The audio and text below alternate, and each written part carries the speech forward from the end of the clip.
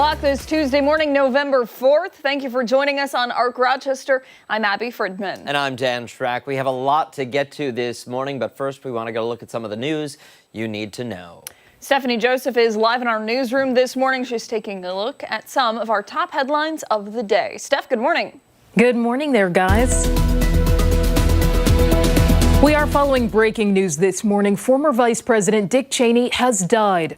Word this morning from his family that Cheney died last night at the age of 84. The statement says his wife and daughters were with him and that he died due to complications of pneumonia and cardiovascular disease. Cheney was vice president under George Bush.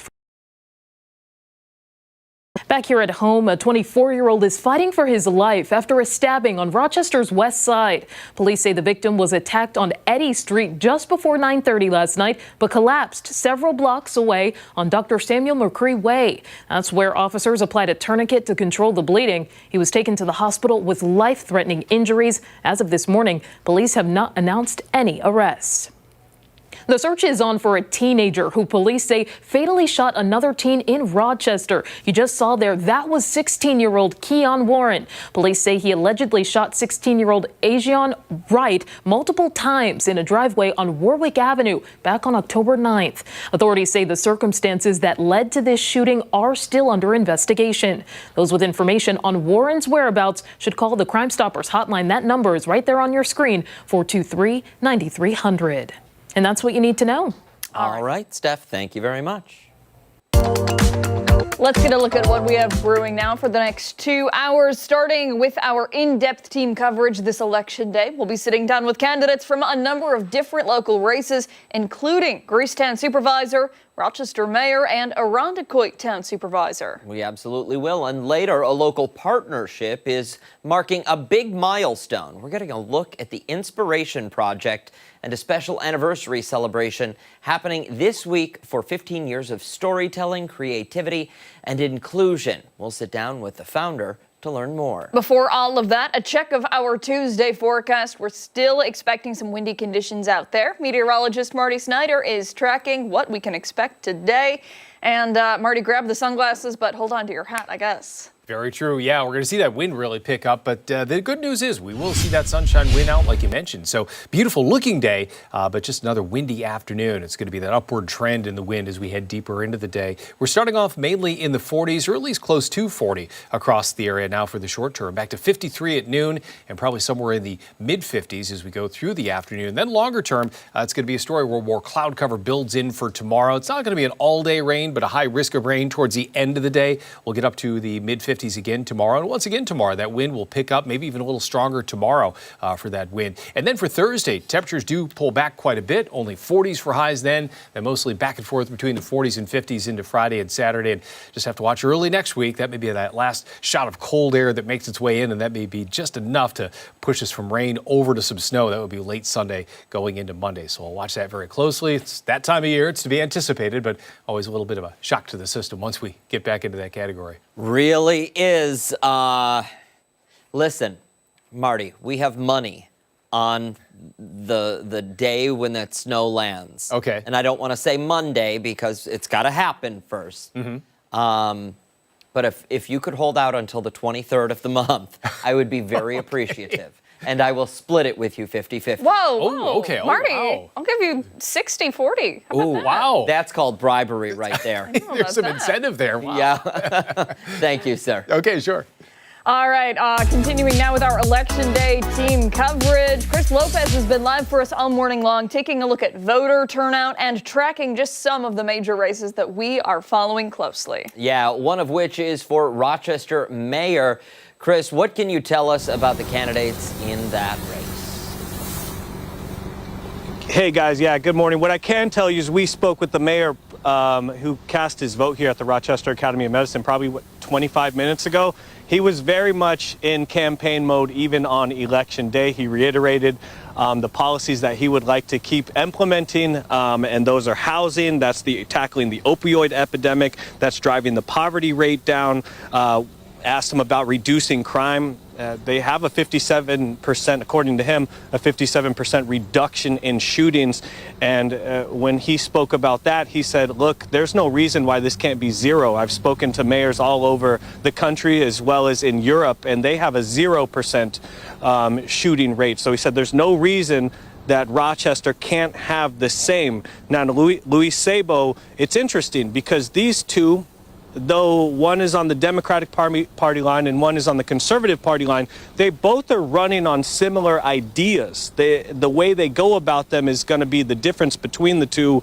Sabo wants to make Rochester more affordable. That's also what Evans wants. Safety. He thinks we've gotten soft on menacing crime. That's crime that is decreases the value or the quality of life for the residents. So he says he wants to be stricter on that. Housing availability and affordability, they are exactly the same in how they want to tackle this, and that's build, build, build. Malik Evans talks about the pilot programs that he has, one of them being the container houses that they're building near the public market. And then Sabo talked about building more homes, turning some of these businesses that are vacant into housing and putting the pressure on some of these businesses that took up some of these structures and just really haven't done anything with them. Now, when it comes to the federal government, that is a wrench thrown into most local governments around the country. And this is, you guys spoke with Sabo, I spoke with the mayor. This is what they both had to say on that topic. And then, lastly, we're dealing with something that usually you don't deal with on a local level, and that is dealing with the federal government. They have made it very untenable for cities over the last 11 months. So we'll also obviously be dealing with whatever it is that they continue to throw at us. The menacing of immigration doing their job is solely the responsibility of the federal government to determine the immigration status of people. The Supreme Court decided that under the Obama administration. And so we will make the streets safe and passable for them to do their job. Now, even though Luis Sabo is running on the Conservative Party line, he is still a Republican, and it's important to note that there hasn't been a Republican mayor in the city of Rochester since 1970, and that was Stephen May. So this is a very interesting race if you just take that note into account. And we're going to switch over to East High, and even though voter turnout has been sparse this morning, I went to go check in a little bit earlier. They said maybe 15, 20 people total have showed up here. But that's par for the course when it comes to these elections. Guys, back to you in studio. All right, Chris, I expect that we'll see those numbers start to spike as we make our way through the day. Absolutely. A lot of people go and vote on their lunch break. A lot of people go on their way home from work. Maybe a little excuse to get out of the office early. Yes. So understandable. All right. Thank you, sir. Hey, coming up in our next half hour, we are going to be Zooming with incumbent Mayor Malik Evans to chat more about his message to voters before you hit the polls. Much more to get to this morning on Arc Rochester, including when we come back, we're sitting down with Bill Murphy, the Republican candidate for Greasetown Supervisor. Hey, and don't forget, you can take us on the go wherever you are. Arc Rochester is streaming live right now on the 13WAM YouTube channel and foxrochester.com. We're back after this.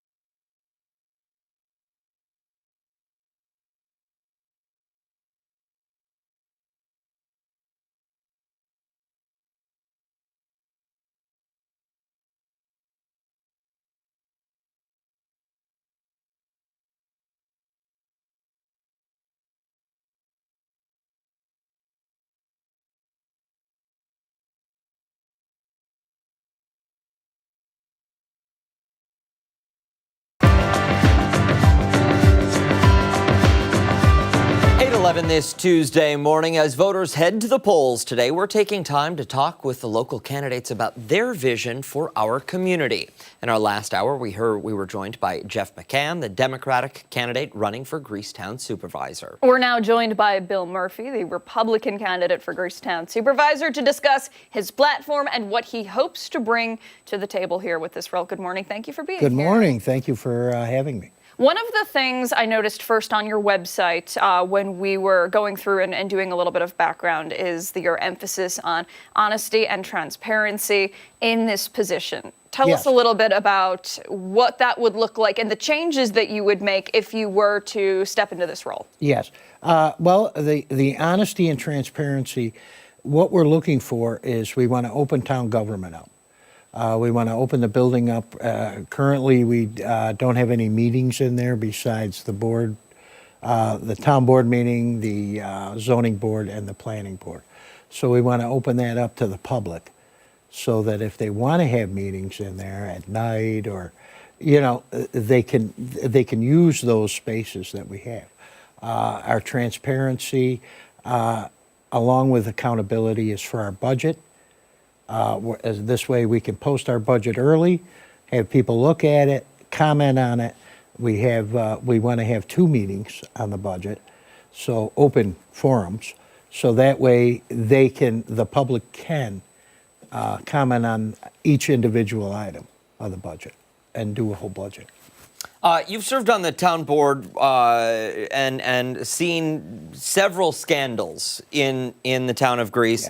Yeah. Scandals against the deputy mayor or deputy supervisor, forced labor allegations, DWI cover-up claims. What is your record for standing up against these issues? My record is I fight it. I've been a police officer for 29 years. I retired. My issue is we face it head on and we go through the entire investigation, and once we determine what is going on like we did before, then we bring it to the authorities that can prosecute. And the town of Greece is massive. What is your plan for reaching everybody in the community, not just those who maybe vote along party lines? Well, we've done door-to-door. I mean, our door-to-door has been terrific during this campaign. And we're going to keep up having our neighborhood meetings. We're going to do ward meetings. There's 4 wards in the town of Greece. That's how it's separated. So we're going to do ward meetings because we haven't done ward meetings in quite a few years. We are going to do our newsletter that comes out. And that comes out 3 times, well, it has been 4 times a year. So we're looking at either cutting it to 3 and have the ward meetings, or keep it to 4. But that's how we want to reach it. I want to talk about the possible perjury allegations. A federal judge referred you to the U.S. attorney for possible perjury, for sworn testimony that contradicts what they were initially told. Tell us about that scandal, what happened, and why should voters, why should constituents in Greece trust you? Well, they should trust me because there was nothing to this. There is nothing to this. I can flatly deny any allegation of this. It was to I was speaking to the supervisor, and I told him something that wasn't true, the supervisor. But under oath, I clarified it and said, look, I told him this, but under oath, this didn't happen. So he is going after me on what I put on that paper. And I've never lied, under oath, ever. And, and for 29 years as a police officer, I know enough not to. And it'll all work out. And it's important to point out here that you have pled not guilty to this. Well, there's never been. This is just an investigation. Just an investigation. We haven't even, and honestly, it's supposed to be an investigation, and no one has ever contacted me. So I've never even, I guess the judges referred this, but no other legal authority has contacted me. Okay. From what you've heard, do you feel that you have the trust and support of those who live in Greece, in the town of Greece? Yes. Oh, I do. Why do you feel that way? I think so, just because they know me for the most part. For the last 8 years, I've been on the town board. Before that, I was on the zoning board and then the library board. And then I was chief in Holly, but still living in Greece. And then I retired from the Greece Police Department. So quite a few of the people in the town of Greece have known me. The firemen, the EMS, a lot of the neighbors. How long were you with the Greece Police Department? 14 years. 14 years. Yeah. Why did you leave that? I retired. Just retired? Yeah. I retired in 2006. So I had 21 years in total. So I retired in 2006, and then in 2008 I got the Holly police chief job, which I thought was going to be great. Small town, yeah, it's a lot of work.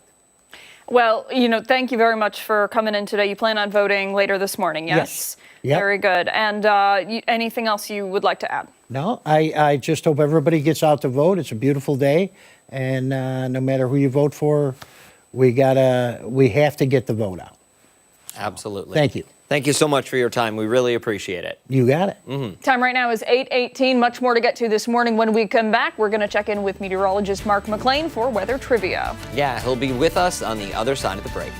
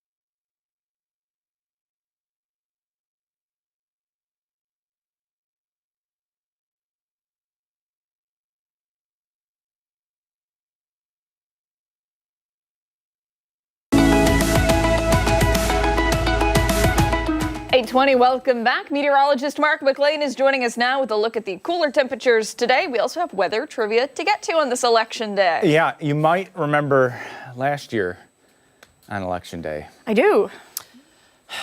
Do you, Dan? No. Not See, even- I couldn't remember Halloween last year. Yeah. Wait, don't. No, I'm not going to give any say hints. anything I yet. can't give any hints. Election Day 2024. It was on November 5th. Oh, wait, I think I know. Wasn't it hot? Wasn't it warm? We'll see. Weather trivia today. That's where we're headed. Check it out. It was a gorgeous day. It was. Today's weather trivia question is about Election Day weather. What's the warmest temperature on Election Day in Rochester's history? And here's your choices. Was it a toasty 84 degrees, 81 degrees, 78 degrees, or 75 degrees. I see it right there on the list. I absolutely remember. And and listen, I do remember us at some point earlier this year. Listen, it might have been winter. Yeah. We discussed it. Yeah, I vaguely remember that as well. I remember walking to my polling location. Halloween. Oh, Because really? it was so warm. Yes. Yeah. Halloween was 78. Hot. It was, I mean, that's pretty much as warm as it gets. I mean, there was one that was warmer than that, but for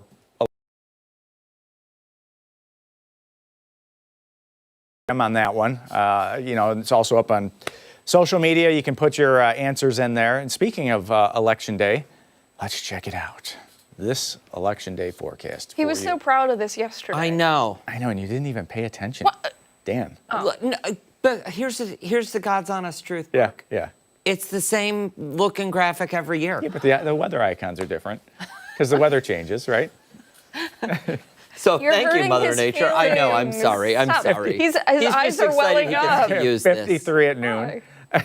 54 at 4, 7 o'clock. We're still in good shape. So. I don't think the vote counts if you show it on TV, though. Yeah. And I don't think you're allowed. I don't think any of those forecasts are right. You're going to get laughed out. Right on vote. I think if you could vote for weather, Oh, this is what you'd pick. You'd probably pick something close to this, Yeah. right? The sunshine out there. Now, the breeze is fairly gentle right now, but that's one part of the forecast that we're going to have to watch again. Again, the wind is going to be pretty sturdy this afternoon and overnight tonight. We'll see those gusts in the 20s and 30s today largely, but even gustier tomorrow. As we go through the afternoon tomorrow, there's another weather system that's going to be passing by, and a few spots west of Rochester may even see a couple of those peak gusts approach 50 miles per hour. So much like the last couple of days, the windier spots seem to be west of the city out into Genesee and Orleans County, but definitely something that you'll notice, not something that's going to really slow you down too much. But this slowed me down last night. Wow. Those are, listen, those are substantially larger than who did we have video from this morning? At pea-sized, right? Yeah. That's what we had in Spencerport. We had enough to coat the deck, and I've got this little, I don't know why they put it on the house, this little area off to the west, and I can look, and this is what it looked like. It was continuous lightning. I was driving home from the gym, and I thought that there was some kind of explosion. Like, I was thinking it was somebody's generator, like something like that. Not like Electrical transformer. Yes, that is what I thought. My first thought, too. And it just didn't stop. There wasn't rain coming down on my windshield. Yep. But I could not believe it. Yeah, it was pretty wild stuff. And on Facebook, there's hundreds of photos. I mean, and a lot of it is hail, but a lot of it is also this lightning. ribbon lightning. Oh, it's so pretty. So you get three types of lightning in weather. That's cloud to cloud that you're looking at right there. Some of it's cloud to ground, and a lot of it is actually ground to cloud, back up from the earth. The part that we see is that visible leader there. So very interesting, and it's splintered off between clouds. It was an interesting sight. A quick question for you, Yeah. and this is totally out of left field, but it's got to do with lightning. And you might know this. How frequently do the towers on like Pinnacle Hill get hit? They do get hit quite often. We've actually had 2 wham cams. Cooked, yeah. And I was working when one of them got cooked. Yeah, we had it on, and it takes a snapshot every 30 seconds. That's how our weather system compiles it. It took the snapshot at the moment that the camera got annihilated. So wow.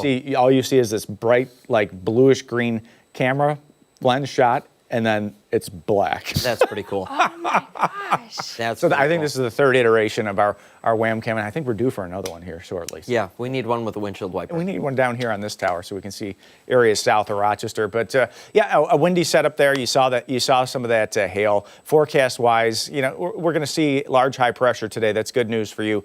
And this is a fast-moving system, the one that's out in Montana. This one's going to get here in a hurry. Watch the timeline on this. Nothing to worry about today, but it's already into the Great Lakes by midnight tonight and already north of Rochester by the time you wake up tomorrow morning. So this one's going to go across the country in about a day. Behind that, there's a cold front, and that cold front is going to kick up the wind and also give us a chance for maybe a wet snowflake or two as we go through Thursday night into Friday. It's a possibility, but next week, the weather pattern turns colder. There's no doubt about it. Early next week could be a setup for the first time that we actually see a few areas of lake effect snow develop. Too soon for any details on that, but when you have temps in the 30s in the forecast, you have to talk about it. Mainly clear early tonight, increase in clouds later tonight.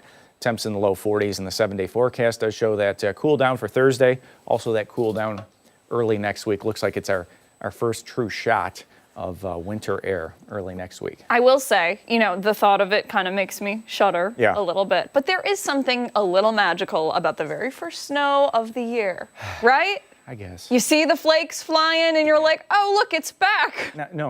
Oh, look, I need to go find my snow brush. Yeah. Oh, look, yeah. I need to get out Why the isn't snow that shovel. always in your trunk? That is always supposed. This is Western New York. It's in there. Yeah. Okay. It is. Yeah. Okay. So, did we have time? Are we allowed to be talking?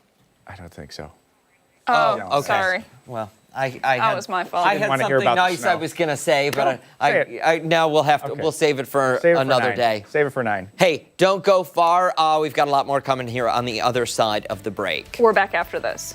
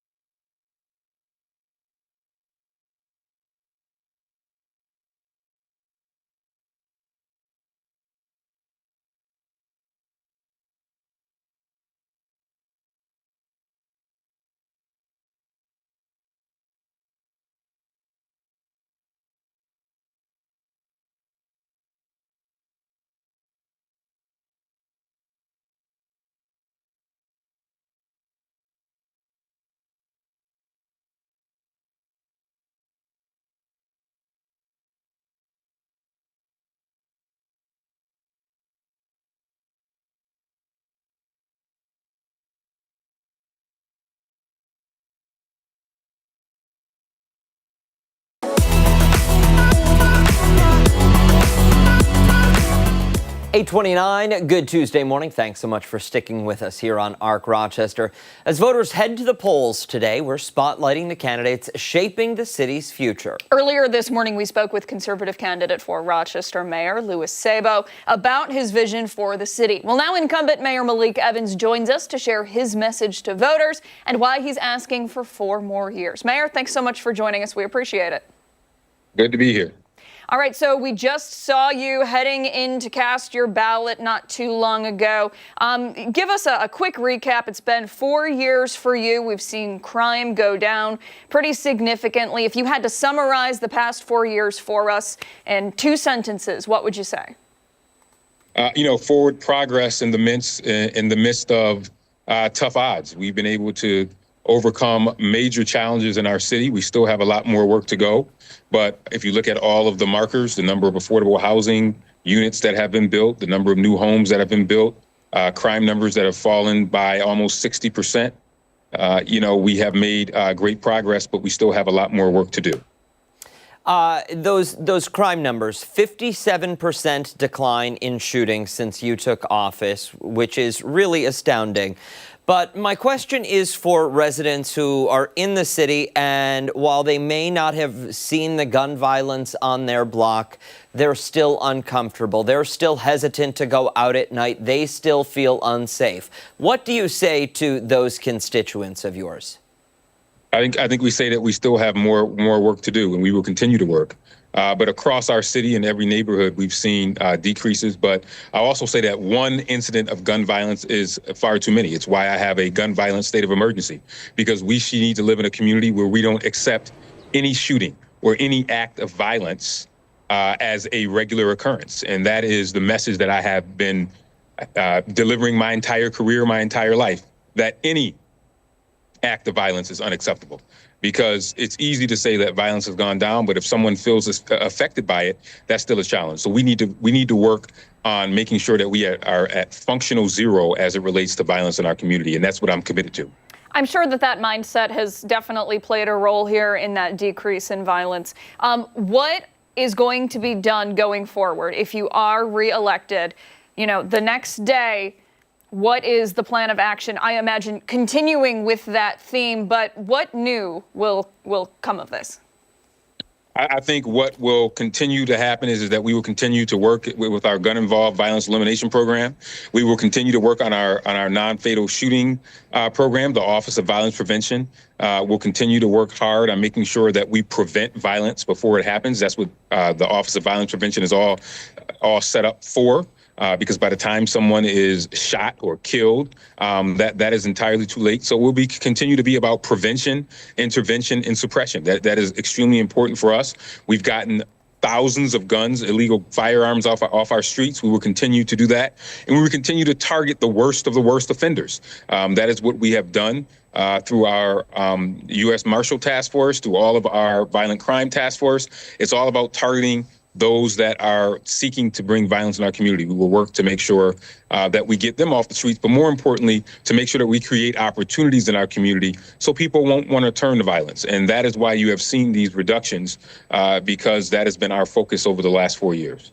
I want to move our attention to D.C., where currently a fight is playing out between the city of Rochester and Washington and several other sanctuary cities. Can you give us the latest on where that issue stands?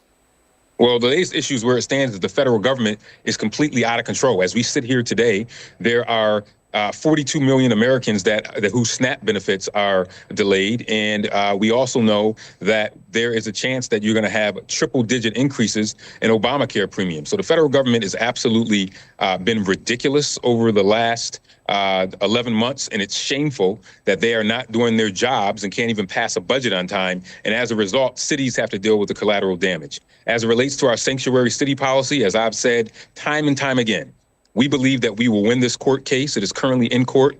Our argument is extremely simple. It's not even complex. The 10th Amendment to the Constitution makes clear that cities and municipalities are under no obligation to do the federal government's job, and that they have no right to encroach on states' rights or local control. This has been something that the federal government has always respected, but now under this current administration, they seem to have forgotten what it means to follow the Constitution. We will continue to push back against the federal government, like we have in the myriad of cases that we have involving them. And I believe that we will be successful in Rochester. And that's why it's important to make sure that you elect local leaders that know how to push back and aren't afraid to push back. And I've proven that over the last 11 months that I have not been afraid to push back. And it certainly is something that you're very, very passionate about. If you are not reelected, if tomorrow morning we learn that you didn't get the votes, how are you still going to provide reassurance for those who live in our community who are maybe pretty uncertain about the future? I reject the premise of your question. Tomorrow morning, I will be reelected, and we'll be celebrating another victory for the next 4 years. In terms of that, I will continue to do the work that is necessary to continue to move the work forward. I don't believe in hypotheticals. I am confident that I will be reelected, and I hope that the voters will go and give me the support at the polls, because this work is so very, very important. In the event that I did not win, I think that all of us in the community will continue to work hard to make sure that we push back against the federal government. But I have every intention of being reelected as the mayor of the city of Rochester. Primary numbers were pretty low this year, just voter turnout overall. Does that scare you at all? I always think that it's important for people to get out and vote. I think you have to tell the message.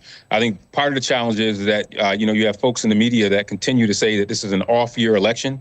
As I continue to say, every election is extremely important. So we want to encourage people to get out and vote on a regular basis. We know that in these years where there is not a presidential election across the country, you see almost less than half of those that participate in, say, a gubernatorial or a national election. Our message has been that local elections are just as important. As the former Congressman Tip O'Neill used to say, all politics is local. So we have to continue to reframe the importance of local elections. And I think it's important and incumbent upon people like you in the media to stop calling it an off-year election. This is not an off-year election. It's an election that's just as important as a presidential election or a gubernatorial election. And that's the message that we are trying to send to people. There are no off-year elections. This election is just as important as a presidential election or a gubernatorial election. We can appreciate that. We have not called it an off-year election, though, just to be clear. Rochester City Mayor Malik Evans, thank you so much for your time this morning. We appreciate it. Good to be here. Time right now, 8:37. Much more to get to this morning, including when we come back, we are sitting down with one of the candidates running for Irondequoit Town Supervisor. Don't forget, you can take us on the go wherever you are. ARC Rochester is streaming live right now on the 13 WHAM YouTube channel and foxrochester.com. Stick around. We're back on the other side of the break.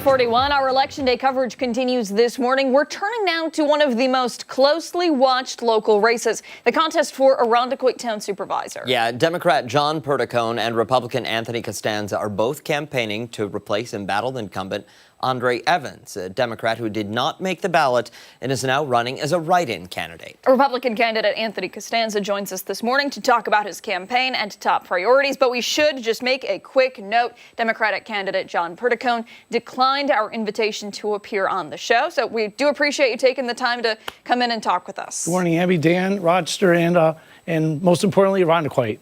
Thank you for taking the time to meet with us. Let's get right into it.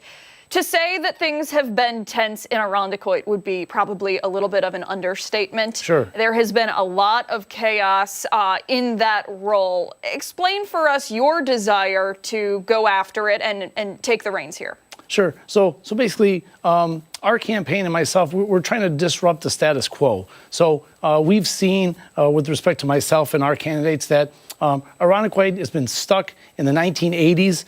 We decided to get involved, do something about it. We're not politicians.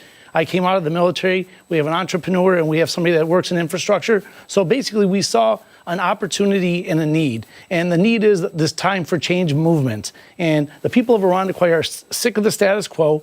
We have the highest taxes per gross median income in all of Monroe County. And this was a perfect time for outsiders that are non-career politicians to get involved and move Irondequoit forward. I want to talk a little bit about your history. You were in the military, but most recently, up until the start of this year, you were Irondequoit town or Irondequoit assessor, correct? Why did you leave that position? Sure. So on my 6th week in the job as the assessor, I produced a very large report to the town board identifying areas of concerns where the 2023 reassessment was done illegally, using illegal practices and methodologies. That presentation went to the board, and not one thing was done about it. And having the duty of signing the tentative and the final roll every year, I felt uncomfortable signing a roll that I knew was wrong. And so it was my decision to step down because I did not want to basically play into this incorrect assessment process that had occurred. And just to follow up on the assessment process, am I correct that you're currently facing a charge for lowering the assessment on your home property by $30,000? Right. Well, it wasn't $30,000, but there is a charge, and it's absolutely unfounded. And I'll tell you in 1 minute why. Number one, I absolutely had the authorization from New York State as the sole assessor to make changes for all parcels in Irondequoit. And number two, I used zero discretion, which is the number which I used on my roll was not a number derived by me. It was derived by a third-party independent appraisal. And even after that third-party independent appraisal, I went and got a second appraisal. And both those appraisals support what I did. So there was no personal bias. I didn't do anything on my own. I relied on outside data paid for by myself to 2 independent appraisals. Over. And where does that all stand right now? So my next hearing is the 15th of November. And so far, we've made little headway with respect to moving the case forward, other than it got tossed around from one judge to another, moved from Irondequoit to then Webster, and so we're just in a wait-and-see posture. You have pled not guilty to this, but I have to imagine this is hanging over you, kind of a bit of a dark cloud for some residents within the town. What do you say to those residents? Sure. So we've knocked on thousands of doors. I've gone to the farmer's market, and in that same minute that I articulated to you all what happened, I speak to people, and they clearly see the writing on the wall, which is this was a political initiative, and the facts of the case will show that I did nothing wrong, and the people see that. More importantly, the people, like I said, have been thriving for something different. My opponent has been there for 17 years, and what good ideas are you going to bring to the table after sitting on a job for 17 years? I believe none, and I think the people of Irondequoit believe none either. What else have you heard from the people of Irondequoit when it comes to changes they would like to see? Sure. The biggest one, 90% of the people are concerned with high taxation. People are leaving Irondequoit, especially folks that are older or folks that are on fixed income, are looking to move down south where the tax rates are lower because they simply can't afford such a large piece of their discretionary income to go to taxes. Crime is also a big concern. It depends on where you live in Irondequoit. Irondequoit's very large. We have portions of Irondequoit that butt up to the city along Empire Boulevard. And then we have the areas of Rock Beach Road and Lakeshore where it's a much different picture. But as a leader and the supervisor, I want to advocate for all of Irondequoit. And there's different needs within different pockets and segments. But we have to allocate resources where they need to be targeted the most. Over. If you are elected to this office at the end of your first year in office, what can Irondequoits expect to neighbors there expect different in their community? Absolute transparency, returning leaf pickup returning services, and a decrease in taxes. Those are the things that we can do unequivocally, easily, by just getting in there and reforming how we do business, the business processes, and retooling things that are inefficient. And I think that for the most part, people feel pretty uneasy about the situation that happened with Andre Evans. What would be your message to reassure people that when or if you take this position, there will be transparency and Sure. all of that? So everything that I state is supported by facts and documentation on our website. And so I've asked all people from all the different parties, including my own, do your due diligence. If people dig in and look at the facts of all these different issues, they'll realize that the narrative that's played out sometimes in the media and via specific people's mouths is not the ground truth. Look to the facts, like I said, do your due diligence, and that's that's how you have to look at it from a voter's perspective. Anthony Costanzo, Republican candidate for Irondequoit Town Supervisor. Thank you so much. Thank you so much for your time. Appreciate it.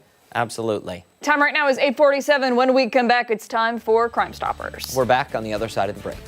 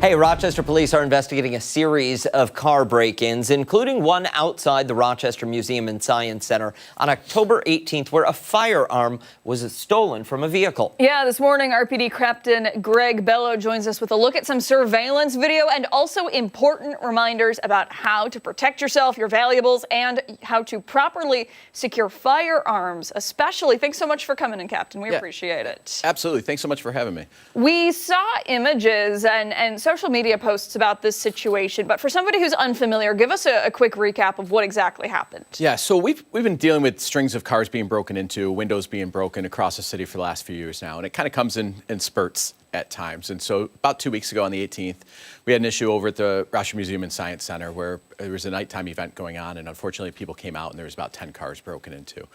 And then what made this a little bit more unique is that one of the vehicles had a firearm stolen from it. So this was somebody that had a legally registered handgun that clearly did not store it properly by leaving it in a vehicle that was able to be taken.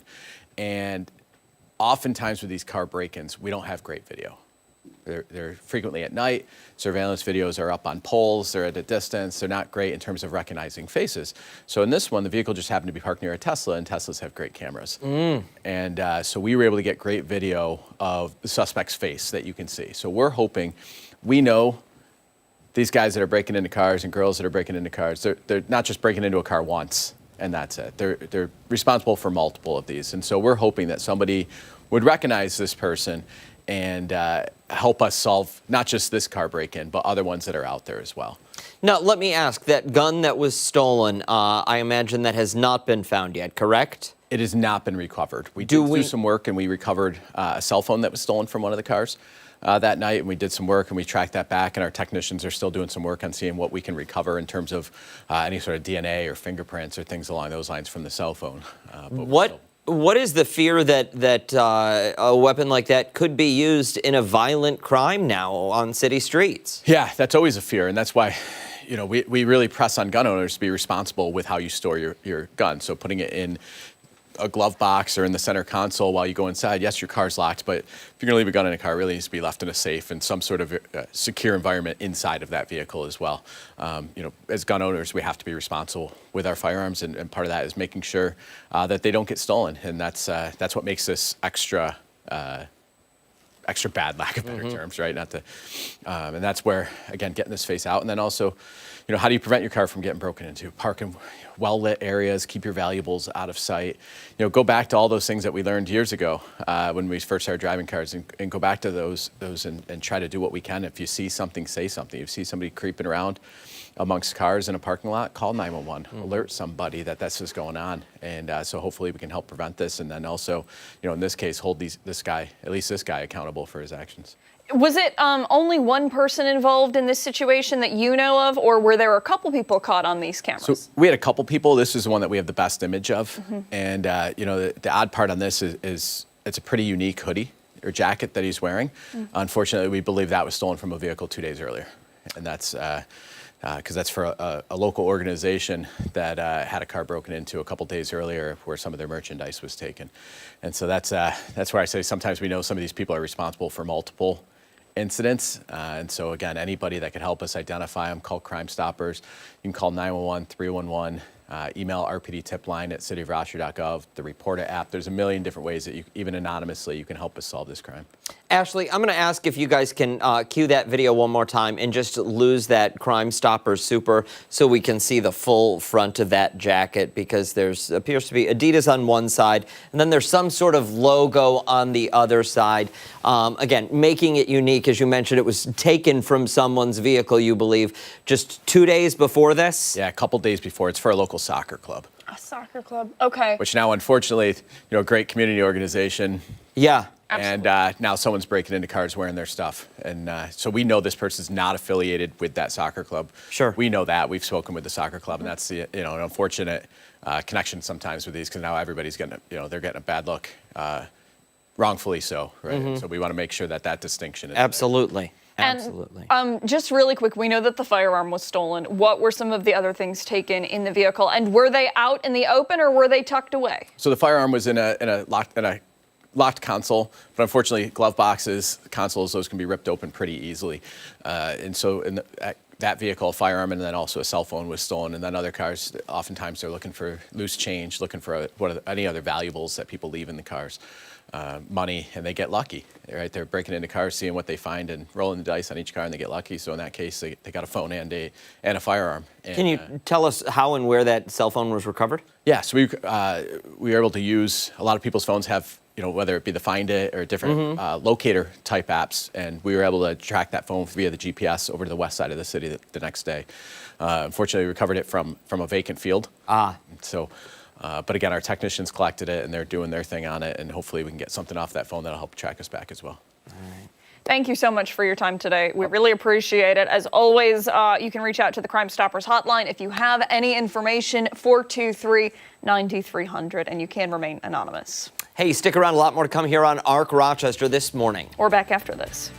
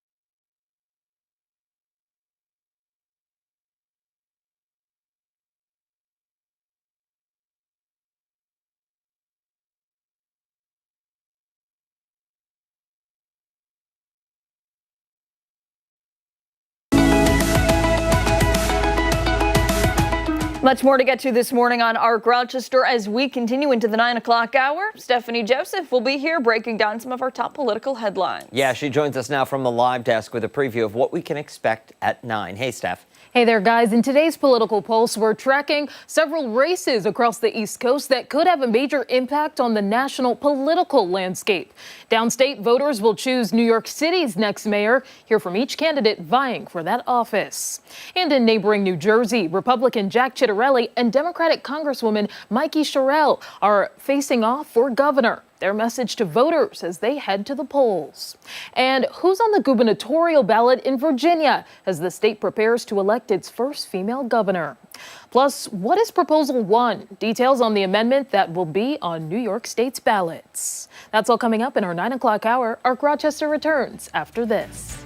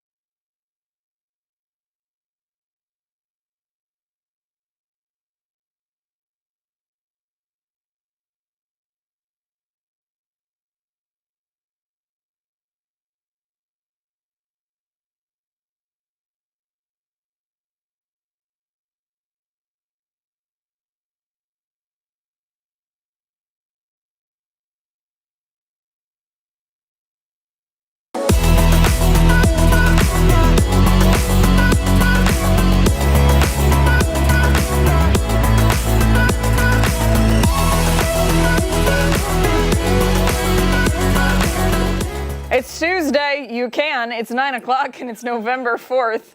Thank you for joining us on ARC Rochester. I'm Abby Fridman. I'm Dan Schrack. That is meteorologist Mark McLean. It's election day. Yeah. And that is what our question of the day, our weather question of the day is based on. Good Posture Tuesday, apparently. Yes, Good Posture Tuesday, I cannot election believe day. it. It's hard.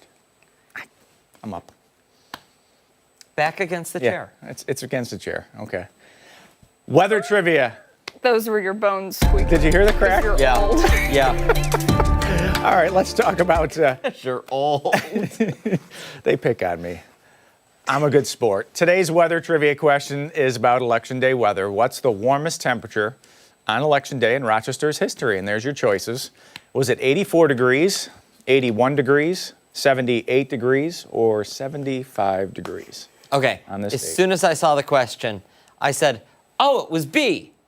And then I started second guessing myself, and now I think it might be D, 75. Even Eva's husband, they're frequently on this. They go back and forth. Look, they get a. Is Eva's husband's actual Facebook name Eva's husband? I don't know. I think that it's Eva. She responds, and then Yeah. she says, Oh, and my husband says, I'm just guessing. I've never actually. We're kind of all over the board, though. There was a lot of B's, C's, and D's. I didn't see. Was there any A's up there, Ashley? I didn't take a close look. I don't think anybody No, there had wasn't? an A. Okay. What are you guessing, Abigail? I'm gonna go with D because we were talking about Yeah. Halloween. Yeah, at 78. Yeah. And hold on though, because Halloween was not record breaking. I No. want to say that Election Day was record breaking. Am I remembering that correctly? 81. 81 Yeah. degrees. It is. Yeah. I'm gonna say we got through that together. Yes, that was a team 100%. effort. 81 degrees. Yes. Not only was Yes. it the warmest election day in the history of Rochester, it was the warmest day in November in the city's history. What? Okay, so that high temperature of 81 on November 5th of last year was Here's the thing. record-setting. I still don't remember it. You know what? An election day is always such a blur. There's Ring doorbell video of me from last year. Did all of the election day stuff, went and voted, had to go teach at Brockport, had to go run a lab, and I had office hours. Wow. And I got home and laid down on the front of my lawn for like 10 minutes because I was so tired. It was nice. It was lovely. Yeah. Oh, because it was nice out. Yeah. And because I was Okay. exhausted. Well, like, no, I got home and just, but like, I'm thinking to myself, like, Abigail, you have neighbors. Like, they're cool with it. You just you got home and I'm good. I'm calling it quits right here. You know, The neighbors tolerate them. what are you talking about? Yeah. Well, loud you're music? the neighbors. The loud music on Halloween. Oh my gosh, I felt so bad about that. The ordinance Was that is 10 you? PM. We had a speaker and we had our windows Okay, open, and a speaker. it was a speaker. It was big. Was a boombox? It was. And we thought it was playing inside the house, and it wasn't. It Was was pointed outward? it was playing outside the house, but it was so loud. I felt so bad. What time was this? I don't know. It was after the ordinance. It was. I- I felt really bad. I would have called the authorities. I would have Filed a blamed notice it right on complaint. Mark. I don't know. Yeah, right. Around right here, on you're him. the authority. Let's talk about what do we have? Money? No, the get out and vote forecast. Right, Election Day forecast. We're in good shape, folks. We're going to be in the 40s initially, 50s this afternoon. Lots of sunshine for you, and a mainly clear sky right until the poll closing time at 9 o'clock this evening. Closing time. Yeah, Honestly. not closing time for Finnegan. No. We're Finnegan the cow. yes, those pink I ears. thought it was a bow. Finnegan looks great. You thought it was a what? Like bows. Oh. Like little pink bows. I think that's awesome. So we've got lots of Halloween costumes coming up for the next few Muddy Paws. Lots of doggies in costume that we'd love to show here. But again, we're in good shape today.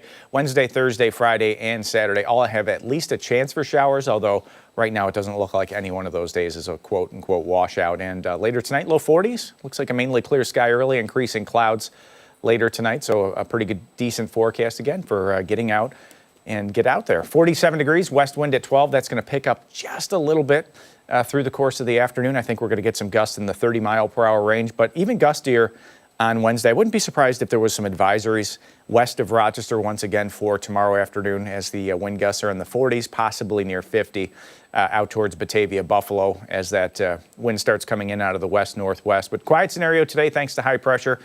This system back in Montana is in an awful hurry to get across the country. On the Futurecast, you'll see the clouds starting to increase after midnight tonight. And the day starts dry for us, but there's that chance for some rain, maybe even a clap of thunder. We'll have to see how this works out again. That's a cold front coming through late in the afternoon, and cold enough that you're starting to see other colors on the screen. Hills south of Rochester. I don't see an accumulation with this, but it's a firm reminder that around November 4th, the first measurable, November 21st, first inch of snow in the city. Okay, do you think it's going to be measurable on Monday? That's the day I think I went with, right, for accumulating snow. But it the 11th. doesn't really count because It doesn't count because I that's got your the ins. job. I got the ins on the weather. Yeah, and if you're wrong, then you still get to keep your job. I've never in almost 6 years of doing this, I've never had somebody say that to me. What? That if I'm wrong, I still get to keep my job. Really? I Have say you been that to you fired all that the many time. times? Just kidding. Oh, okay. You know, this morning we were. This isn't the only place I'm wrong either. We were talking about these wagers that we made yesterday. Yeah. And I looked at Abby and I said, "What was your guess?" And then the bald guy. What did he pick? It's been a week. Yeah. It's been an Tuesday. interesting morning. It has been. Yes. It has been. Yeah, lots of fun. Do we know I mean, I don't know how they come up with these predictions, like the Farmer's Almanac and stuff, but any idea on what you're anticipating for the winter? So there was a few parallels to the winter of 17-18, which ended up being a slightly above normal for snowfall, okay?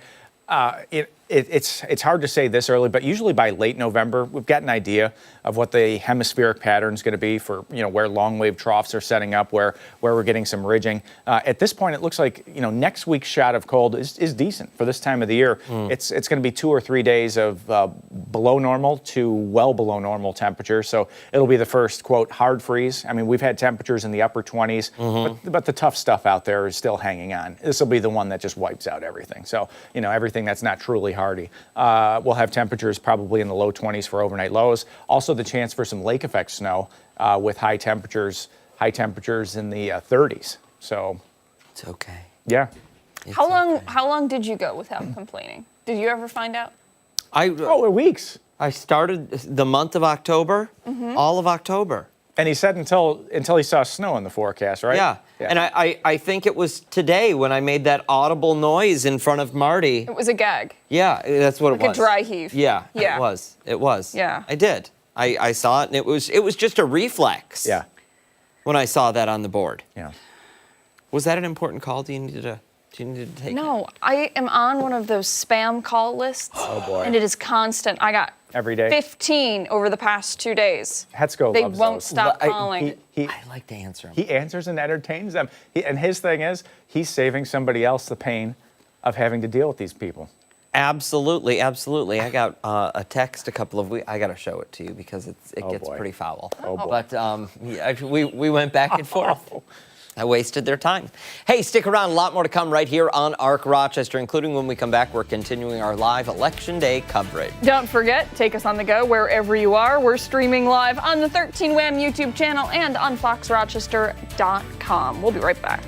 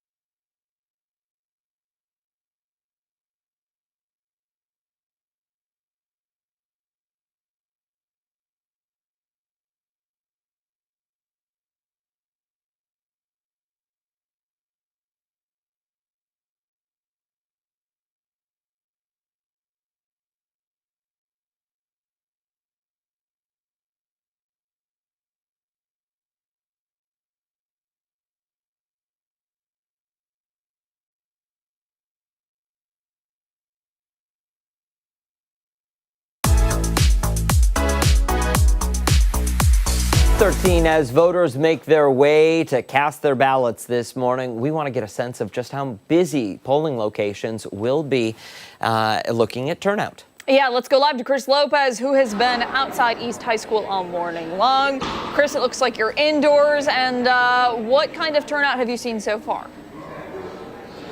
It's still pretty sparse here. It's a little bit better. We were at the Rochester Academy of Medicine a little bit earlier. That's where we spoke with the mayor at about 7 o'clock, I would say. Over there, when I checked in, they had probably a few dozen is what they told me. So I'd say, 25, maybe 30 max. Over here, when I asked, they said they had about 100 or so. Both site directors or poll workers told me that it's pretty much breakfast, lunch, and dinner. You're going to get a burst at 8 o'clock, another one at noon, and then another one after people get out of work. Right now, what is it? 9:14, so this is the in-between crowd. They don't expect that really to change, and there was 31,000 people that already cast their vote in early voting over the past 9 days. So I did speak with some voters, managed to speak with some voters outside, and I was asking them, what are some big topics? What are some things that drove you to the polls this morning? Number one, the one thing that kept coming up was crime. They think there's too much crime in the city and that it needs to be handled differently, either by the police department or the mayor, whoever that is, whether that's Luis Sabo or is that incumbent Malik Evans. But they would like to see that addressed. The other one was housing, whether that's going to be rent, mortgages, home prices skyrocketing. They would like to see that tackled, and that's what both mayors are running on. Both of them have kind of the same ideas. They want supply, supply, supply. The more houses, the more places you have to live, naturally the more people can live in those places. So they are on those, the two candidates are on the same page regarding that. Another one that was brought up was the wealth discrepancy, and that's only getting worse. I don't know that either one of the mayors can fix any of that. I think that's a much bigger problem. But we talked to one voter, and here's what they had to say. I wouldn't say any key issues other than being reminded yesterday by someone in a class at the YMCA that she votes every single time. When I was starting to mock, not everyone votes for these things, she jumped up and said yes, and I said, oh gosh, I should vote regardless of if there's something necessarily on my mind. And I did want to address that. I did look to see if there was voter decline over the past 25 years, and there really hasn't been. I went back all the way to 2001. Now, keep in mind, this is just votes for mayor. This is on monroecounty.gov, so you can access this info too. 2001, 36,000 votes. That stayed pretty much true all the way to 2009 when Robert Duffy, who was running for mayor, he ran unopposed, so you got 19,000 votes for that. 2013, back up to 34K. 2017, 31,000 votes, and then 2021, Mayor Malik Evans ran unopposed after he beat Lovely Warren in the primaries. So there was really no competition, not too much to drive people out to the polls, but I'd expect this number this year to be a little bit higher. I mean, 31,000 people already cast their vote.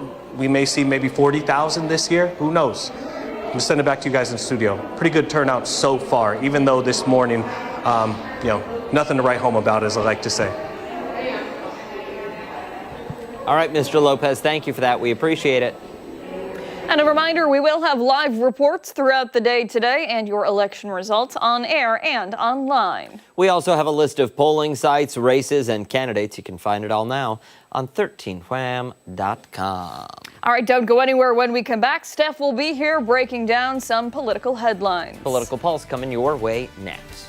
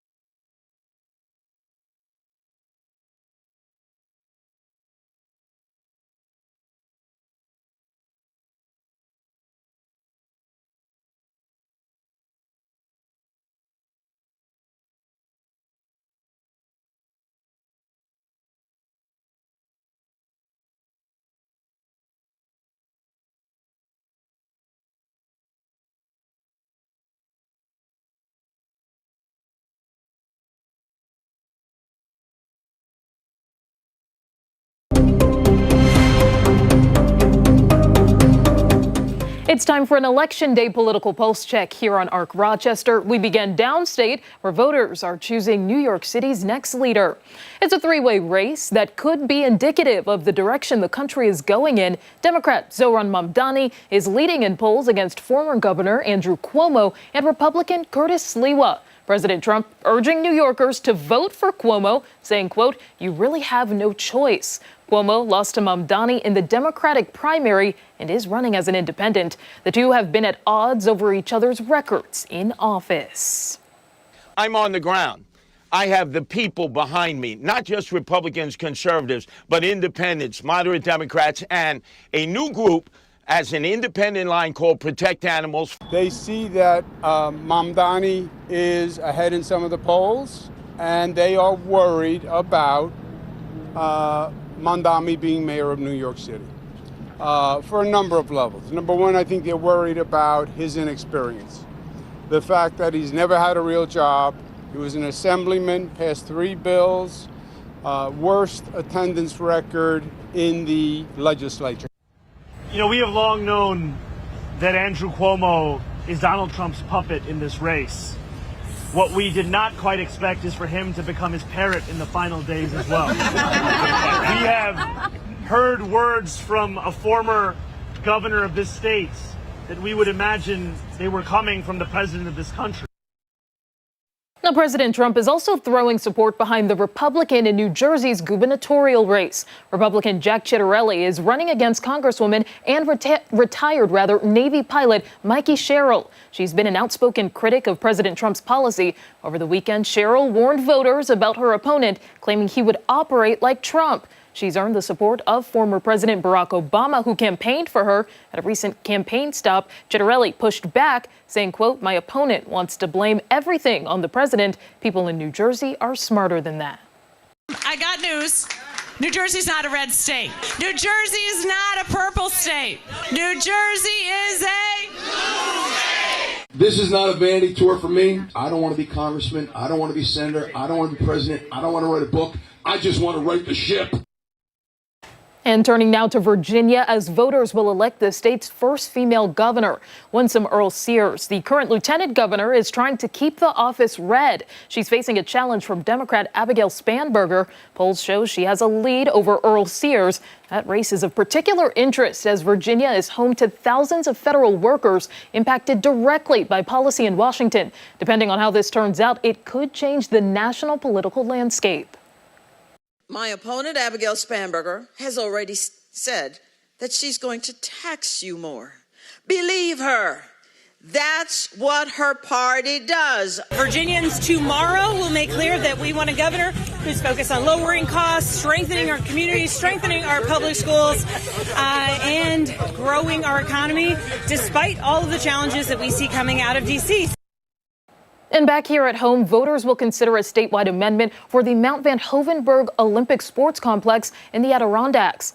Parts of the complex have been extended into land protected by the state constitution's Forever Wild clause. That means the current complex has been in violation for years. Proposal 1 would ask voters to allow the complex to use up to 323 acres of preserved land for skiing and biathlon trails. The state would also have to buy and add new land to the forest preserve. So a yes vote means authorizing both parts of that amendment.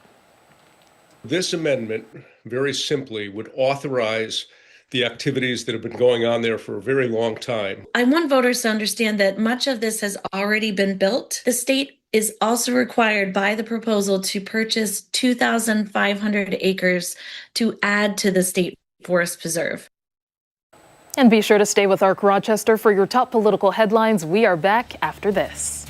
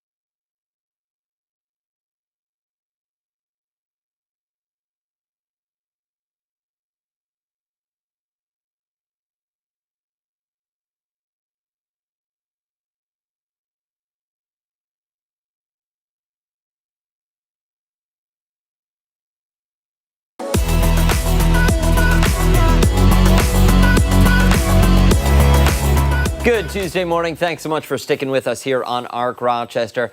With ballot hand in hand this morning, voters are showing up. They're making their voices heard. There's a number of big local races that we're watching closely this election day. Among the biggest battles, the race for Rochester mayor. Incumbent Mayor Malik Evans vying for his second term and facing off against Conservative Party candidate Louis Sabo. In Irondequoit, the race for town supervisor includes candidates John Perticone and Anthony Costanza, running against embattled incumbent Andre Evans, who's seeking write-in votes. Evans has recently fallen under scrutiny over sexual harassment allegations and retaliation, which he denies. Democrat Jeffrey McCann and Republican Bill Murphy are both vying to become the next supervisor for the town of Grace. Bill Rylick, the longtime Republican supervisor, could not seek re-election because of a term limit. For more now, let's go live to Chris Lopez, who's outside East High School, to hear what voters are saying inside East High School, what voters are saying and seeing how things are shaping up. Chris? Yeah, we've been kind of in two separate places this morning. We started out here at East High. We went over to the Rochester Academy of Medicine. That has low voter turnout, especially in comparison to here. When I checked in with them, they said probably a few dozen or so we'll say 30 max. Over here, checked in with them about an hour ago. They said 100. It's gone up to about 175. They said that's par for the course, especially when you have early voting. There was about 31,000 total votes casted over that 9-day period. And we spoke with voters outside the polling about different things: crime, housing, wealth discrepancy. One of them had a quote about crime. I'd like you guys to take a listen about it here. Try to get the crime down, gun laws, and try to make the city more safer. And, and everybody deserves peace. What do you mean by safer? You can walk, go to the park or walk the streets without, being afraid. And enjoy life like it should be. Yeah, and every single voter that I talked to, really one of the key issues was crime, and that's what the mayors are running on, reducing crime. They both have the same vision for the city, and how they go about it is going to be different. That's what separates them, I believe.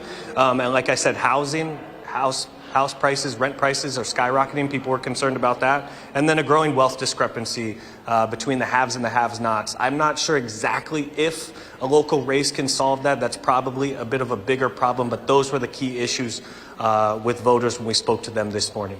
Guys, back to you in studio. All right, Mr. Lopez, thank you so much. Much more to get to this morning on ARC Rochester. When we come back, we're looking ahead to a special anniversary celebration for one local program. And don't forget, you can watch us on the go wherever you are. ARC Rochester is streaming live right now on the 13 WHAM YouTube channel. We're back after this.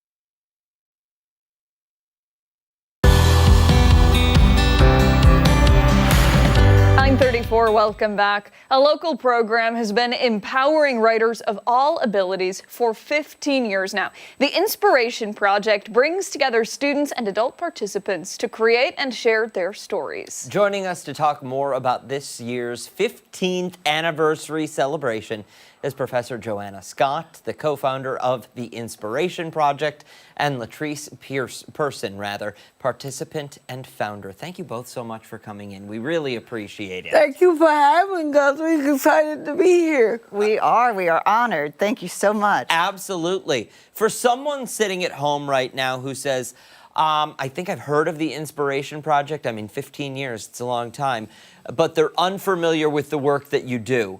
Can you fill us in? We started the program because Professor Scott was me and my roommate's tutor, and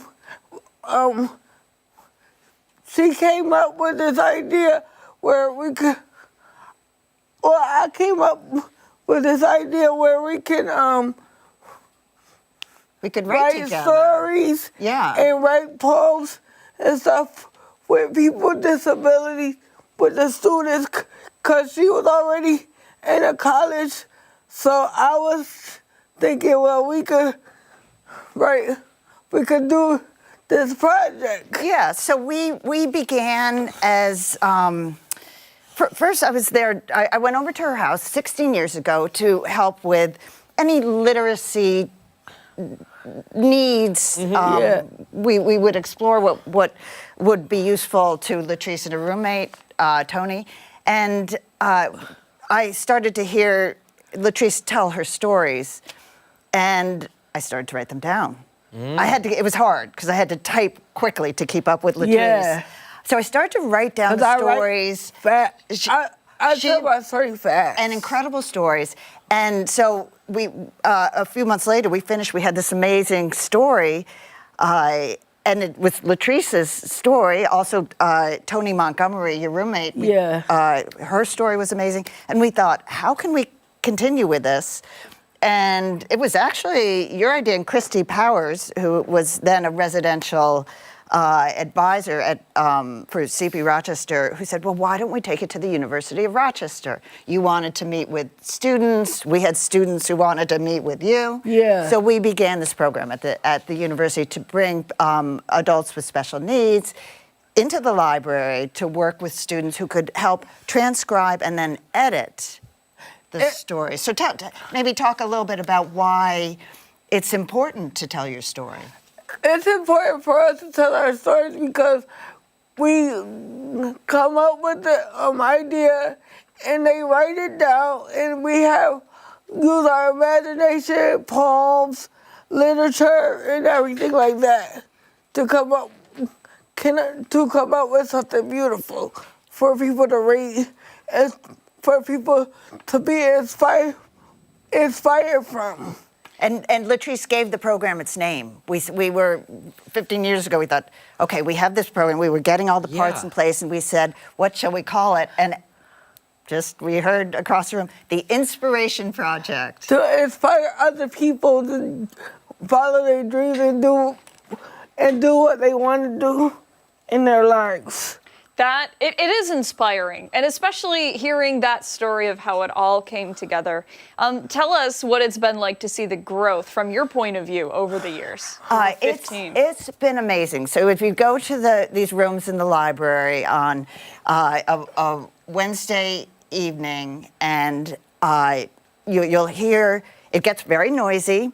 A lot of voices, a lot of typing, rattling at the keyboards, a lot of laughter. A lot of talking, a lot of conversation about the story, a lot of editing or what you want to put in it, or how you want to word this, or like stuff like that. So we're learning. It's a process. It's not perfect. You know, sometimes as the students are helping their partners tell stories, sometimes the students have stories they want to tell too, and you might get more of a student's voice in the piece. So we're always looking for ways to refine the process. I think we have gotten better at it, at trying to honor the voice of the writer. It's like they work hand in hand with us, and they try not to write what they want us. They want to write for us. They try to ask us what we want to write. Latrice, let me ask you a question. It's actually kind of two questions here. Okay. First part of the question is, how many stories have you written in total? I don't know, but we have a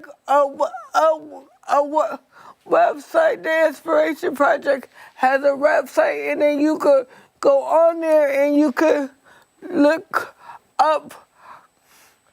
Yeah, well, they are the anthologies. We collect all the pieces in an anthology at the end of the year. But you've written, counting ours, the first year, so that's 16 years ago, so 16. At least stories. 16. Yeah. Of those stories, how many of those stories come from your imagination?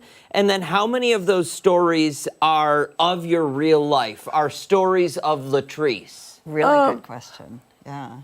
I usually write stories about people with disabilities because a lot of people don't know about people with disabilities, so I write about it. And it usually be imagination and real life at the same time. So you like to mix the truth and fiction together? Yeah. Very nice. It is. It's beautifully put. And that's a special quality of Latrice's pieces.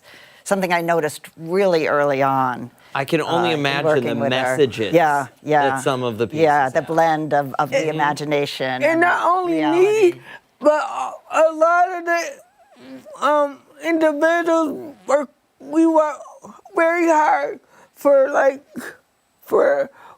15 years to do this project, and we doing a beautiful job, and I would like people to come out and see what we have been doing for all this past year and party with us. And party with you. We're running low on time, so let's talk a little bit about the party before we're out of time here. Give us the rundown. How can people come in and celebrate? Well, it's at the University of Rochester. In the library, Rush Reese Library, at 6 p.m. tomorrow. The reading will begin at 6, and then we'll have a reception afterwards. So, yeah, come and listen to these amazing voices and party with us. Come and join us and have fun with us and be inspired. Yeah. I love this. And if someone wants to sign up, they want to facilitate some of that writing, how do they do that? Well, so at this point we work, it's University of Rochester students who are the facilitators. And then the participants are coming from Ability Partners CP Rochester. To join the program, I would say contact me, Joanna Scott at rochester.edu. Contact Joanna Scott at Rochester EPU. Perfect. Thank you both so much for your time today. We really appreciate it. And again, congratulations on 15 amazing years. That's and incredible. amazing stories as well. So thank you both. Thank you for having us. Yes, and we'll make sure to post all of this information and much more on our website, foxrochester.com, after the show this morning. When we come back, we're continuing our Election Day coverage. We're back on the other side of the break.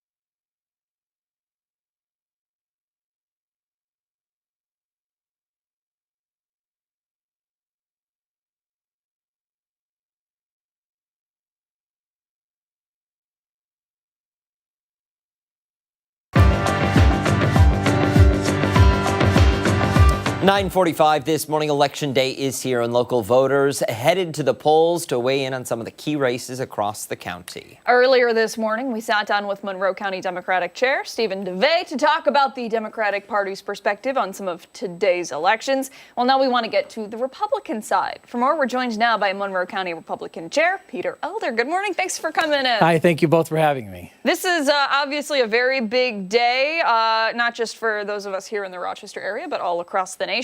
One thing that I know you are particularly excited about, the voting machines that are up and running this morning, and people are beginning to use them. For somebody who's unfamiliar, maybe they're saying, I haven't voted in 2 years. Maybe I haven't voted in 4 years. What can they expect today when they go to the polls? Well, from what we've seen over the last year, they can expect a very smooth voting process. The new voting machines are easy to use, and if there's any question, there's an outstanding video that's on the Board of Elections website. We recommend that people go there and actually, look at the video before they come in. It just gets you through any of the questions you might have. But so far, this morning has been outstanding. I had no problems at all. We want to talk to you about some of your party's candidates that are in the running. But before we do that, I want your expectations on voter turnout.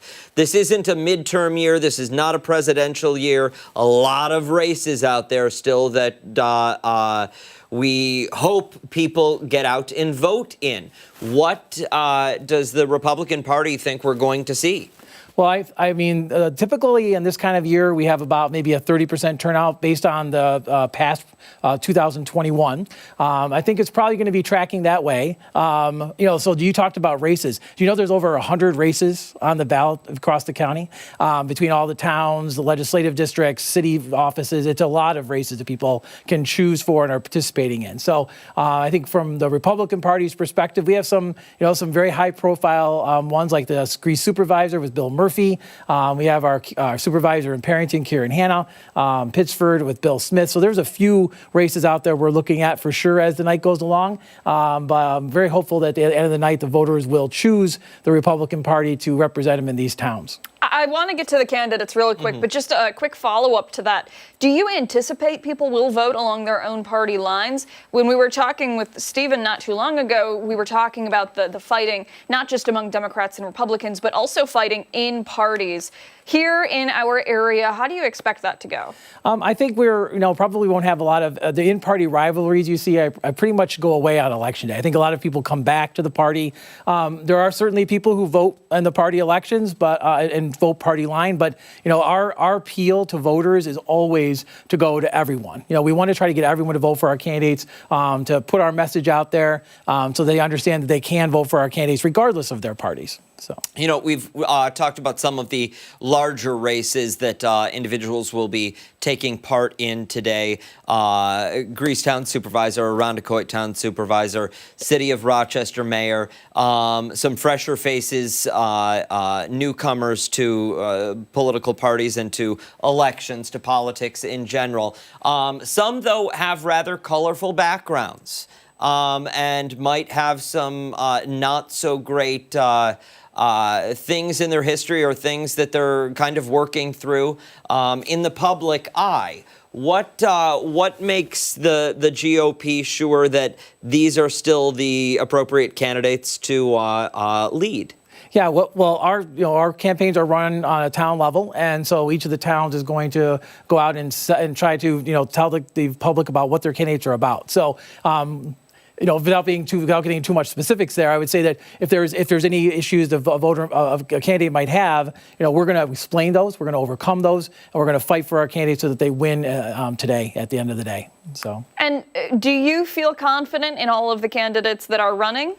Yes, I mean, I think it's my job to feel confident. So to be honest with you, yes. I mean, I'm interacting with them all the time. I do feel confident that they've done they've done everything they can do for these races. They've left nothing on the field here. They've done everything they can to appeal to voters. Everything from phone calling to mailing to knocking on doors to text messaging. It's all out there. So they're doing everything they can to get out the message to the voters that they need to be the ones that the voters choose on election night. Are there any of these races that you're maybe slightly worried about or a little hesitant that the opponent has put up a very solid fight, and it's going to be close. We're hopeful, but it's going to be close. Yeah, we have actually, we have close races, and some of it's because of enrollments. Monroe County leans on a Democratic enrollment, so it's always being a Republican is always one of those things you have to, really get out there and appeal to the voters. So places like Irondequoit or Perrington, there are places that our candidates are just engaged in getting out the vote, so that they can tell the voters more about themselves. And so we're going to be looking at some of those key races tonight to see how voters react to us. Absolutely. Thank you so much for your time today. Absolutely. We really Thank do you appreciate it. And as always, all voting and polling information is over on 13wham.com, and that live team coverage will continue as we make our way through the rest of the day and into tomorrow morning as well. Absolutely. Those polls, a reminder, close tonight at 9 o'clock. Don't go anywhere. When we come back, our final thoughts this Tuesday morning. We're back on the other side of the break.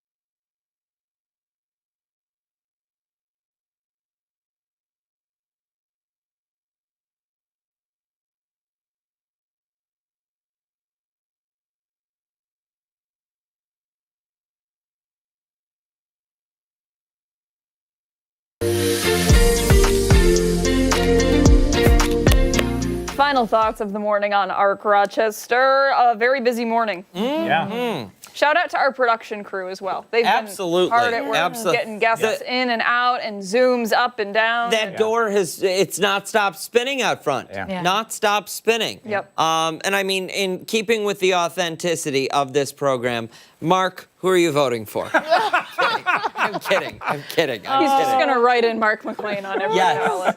Yes, absolutely. A write-in, right? Absolutely. Oh, don't vote for that guy. No, definitely a busy morning, but a sunny, bright day out there. A bit windy, gonna be. Yeah, That's a little bit of a breeze out there, but nothing that's really going to slow you down too much. When you go fill out the old ballot, it's going to be temperatures in the 50s likely this afternoon. So if you've already been out, you know that the sunshine is out. It'll be a mainly clear sky this evening. Polls close, of course, at at 9 o'clock tonight, and the weather's still going to hold up through that point. So it's not one of these forecasts that's going to scare anyone away. That voter looks voting. pretty indecisive. They were picking the 8 o'clock, then they went with noon, and they said 4, and no, we're going to stick with 7. The name is escaping me. It was when the bubble sheet wasn't right. It was in the George Bush. Yeah. The hanging Chad. Yeah. Is that Oh, it? Florida. Pregnant Chad, dimple Chad, Yeah. hanging Chad. Yeah. I don't know. That just crossed my mind. When I saw The that. old system. Remember, you had to pull the lever. Yup. Yep. The good old days. Leave those dimples on your ballot. That's how you figured it out. I listen, there was a whole section in our yearbook that year about voting, casting ballots. Pregnant Chad, dimple Chad. Honest to God. Yeah. Nobody cares to weigh in? No, That's but what was the section in the yearbook? Like, oh, we in the yearbook we had it was a retrospective, a look back at history from the big year. event. oh, okay, Yes. okay. It was all big events from the year exactly, and that one was by far the longest. It was in that yearbook. Yeah. Absolutely. Yep. Well, Steph, want to weigh in? No. Pregnant Chad? Hanging Chad? Goodness. Either way, nice day to get out and vote, which is the big summary here, because every vote matters. Absolutely, Of course, absolutely. After last night's thunderstorms too, right? I mean, that was wild, Yes. wild stuff. But And we will, of course, have continued coverage for you throughout the day. That coverage continues at noon with Stephanie Joseph and Mark McLean. No results at that time, but more sound from voters who are heading to the polls and from a lot of the candidates in many of the local races. Again, you can check out all of that on 13wham.com. We have got polling locations, candidate breakdowns. What else? Profiles of a bunch of different races.